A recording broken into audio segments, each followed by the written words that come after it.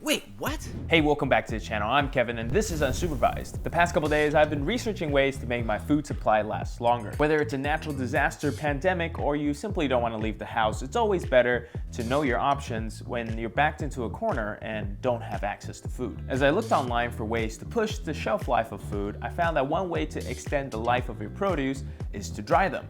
Preppers and campers have been doing this for ages. Since they might not have access to fresh produce all the time, they choose to stock up on dried foods because of how much lighter it is and how much longer it can last. Just take a look at the shelf life of dried foods compared to something like canned foods. If you look on top, you'll see a difference between freeze-dried and dehydrated. And you might be wondering what that difference is. Freeze-drying works by first freezing the food and then removing the ice, essentially vaporizing the water and removing 98% of the water inside the food. This is all done in a vacuum chamber through a process called sublimation, where water goes directly from a solid to a gas state. But not everyone has access to that kind of equipment. Dehydration, on the other hand, you can do at home. It only removes 80% of the water, which is still pretty close. But since dehydrated foods are often subject to heating, you can expect a change in nutritional value, texture, and even taste as your food dries. A normal dehydrator, like the one I used in my chicken breast powder video, circulates hot air from bottom upwards, drawing the moisture out of your food. So this is what it looks like after like 30-40 minutes. And I wanted to see if we could replicate the same thing using an electric clothes dryer. A dryer works in a similar way. It consists of a tumbler that rotates hot air. When you put your clothes in a dryer, the tumbler rotates the drum, and due to gravity, your wet clothes will fall and then hot air will blow through them. Then your dryer will exhaust the hot air out, along with the moisture in your clothes. And this is why a common advice for people is not to overload your dryer. For our experiment, here are some of the fruits we'll be using. I picked some of the more pleasant smelling fruits like apples and oranges because I don't mind my clothes smelling like apples and oranges. the key here is to slice the fruit as thin as possible so we can get the moisture out quickly. You could use a mandolin for this part, but if you don't own one, you could always do it by hand. It just takes a bit longer. That's pretty thin, right? Found that if you cut the fruit into quarters instead of cutting it as a whole, you can have a more stable surface to work with and get more even cuts. But for something smaller like a lemon, you don't have to worry about that. There isn't much happening here because I'm just cutting fruit, but I didn't want to cut it out because I really like the angle, so I'm keeping it in. Normally drying fruit in a dehydrator machine takes up to 6 hours at 125 degrees Fahrenheit. Coincidentally, our dryer on the low to medium cycle measures at around 120 to 135 degrees, with one cycle lasting close to an hour. Hopefully by cutting the fruit as thin as we can accomplish drying the fruit in 2 to 3 cycles, because I still have some laundry to do. The initial idea was to stack the fruit between 2 sheets of microfiber cloth and toss it in the dryer with some other clothes, sort of like how you would forget a receipt or a tissue in your pocket when doing laundry. You want to make sure that the fruit is evenly spaced out so the towel can absorb some of the moisture and help it out. I then rolled it up like you would a burrito and pierced the edges and sealed it with some Velcro straps, making sure it stays together and not to damage the dryer. This part is a little bit tricky because when you're sticking the Velcro strap through the holes, it's trying to stick to the towel. So just do your best and tie it tight so nothing comes out. As you can see, our towel is already absorbing some of the moisture. Then it's off to the dryer. Turn on the dryer on low to medium heat and let it run its cycle for around an hour.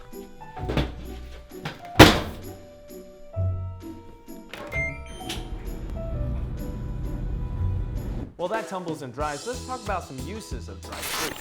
Okay, so the burrito technique didn't quite work out as I expected. All the fruit ended up getting thrown everywhere all over the dryer, so I had to figure something else out. I took a new microfiber towel and some new fruit and stacked them on top.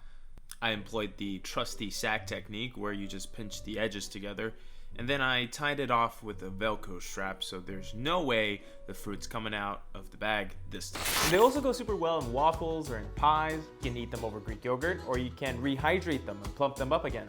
If this works, there's a lot of recipes I actually want to try out. After 60 minutes, this is what our fruit looks like, and as you can see from the rotating motion of the dryer, it made our fruit into a ball and not so much moisture has evaporated. So we'll have to try something else.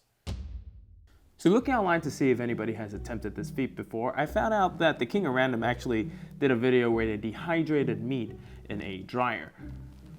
So now that I know that it could be done, I have to figure out how.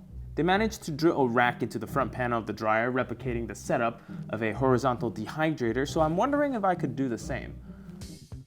So since drilling into my dryer installing a rack wasn't an option, I decided to use something like mesh dryer bags as my platform, as opposed to something like cardboard, because this will let the air flow through the fruit. I picked out some thick wire and made a large loop circle with 2 handles. This stretched out the bag and made it stiff enough to stand on its own when we attach it to the dryer door.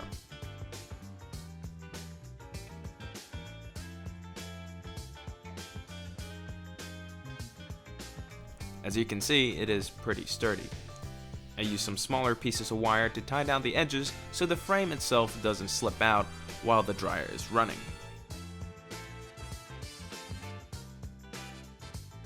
I slowly placed the fruit into the dryer bag and made sure they had some space around them so they could breathe evenly. At this point, everything looks pretty nice.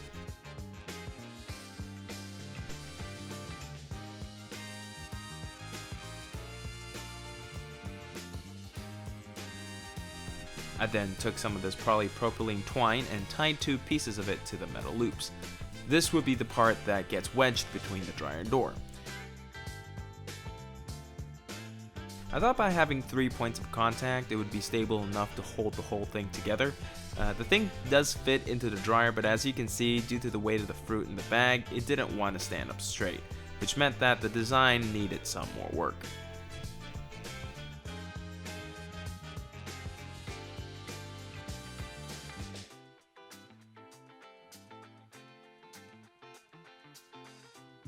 The second time around, I made a crossbar so the bag could hold a bit more weight.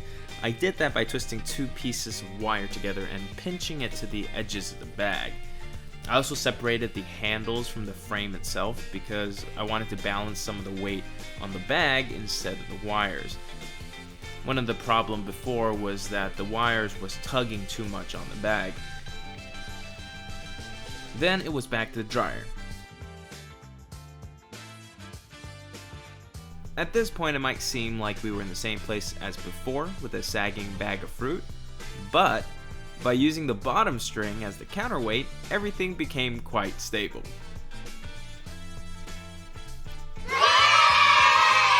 Then at that point it was just a matter of fitting the fruit in the bag and we were ready to roll.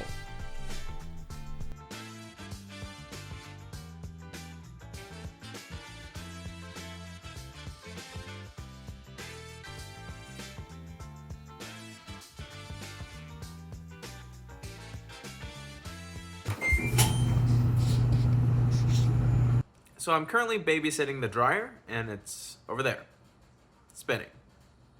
Still going.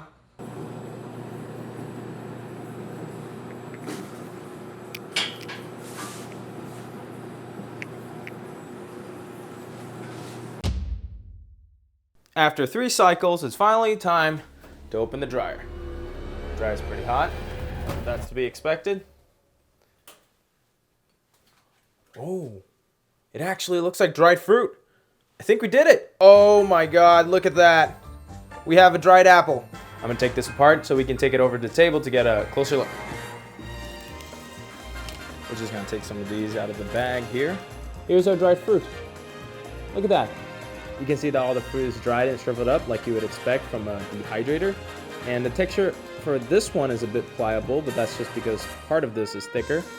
Probably another cycle will do the trick.